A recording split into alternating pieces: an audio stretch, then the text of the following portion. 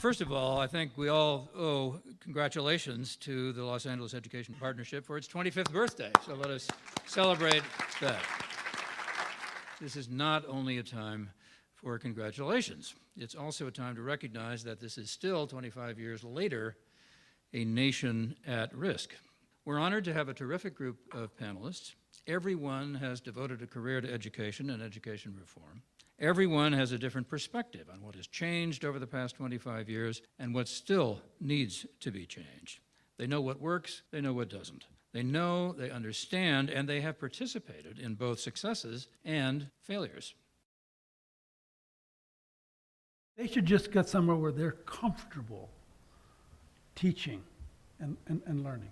I struggle with having people just go to the schools where they're going to be supported, because there are a lot of schools that may be dysfunctional and may not have good leadership, but the kids are still needing good instruction. I think what you don't want to have is new teachers going into dysfunctional situations unless they're extremely strong and they have a good deal of support from their colleagues. The key is going where help is needed most. Roll up your sleeves and figure out how you can make a difference in your classroom and bring your friends with you. We also want to nourish and nurture them, and so I wouldn't send them to a place that is dysfunctional. They need to find an environment where they can learn how to be teachers. You don't come out of school being a teacher. You learn how to become a teacher by really working with good teachers.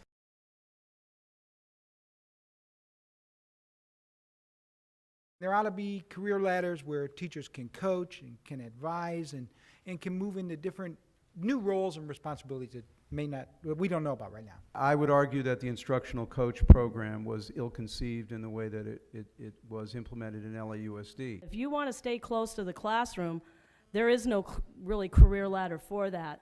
To move up and make more money, you get farther and farther and farther removed from the classroom. Let's make the schools small enough so that teachers can apply their craft. Let's get what that dollars we put in the classroom, not only more money, where we all as taxpayers want it to be, which is with teachers, but also in training.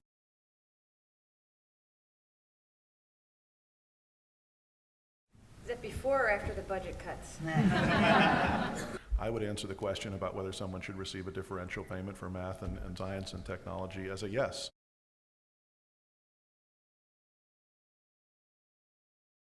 I sort of feel like we've been playing school reform tennis. You know, we're batting the balls across the net, and we're getting better at getting them in, and we're really improving our game. But we're missing the sweet spot so often, and I really think the sweet spot is the spot closest to the children.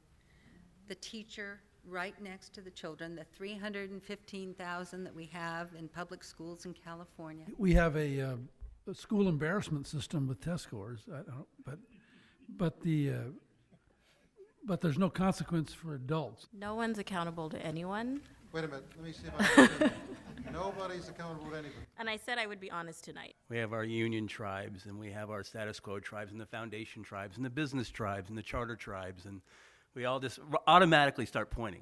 What do you think of the way we're governing and regulating education? Well, my vision would be at a bonfire and each of us throw the ed code and burn it. And let's start all over, because we really have to decide what type of educational system we want. It's not rocket science. We absolutely know what we need to do. We all know it works, and we got to get out of our tribes and solve it quickly.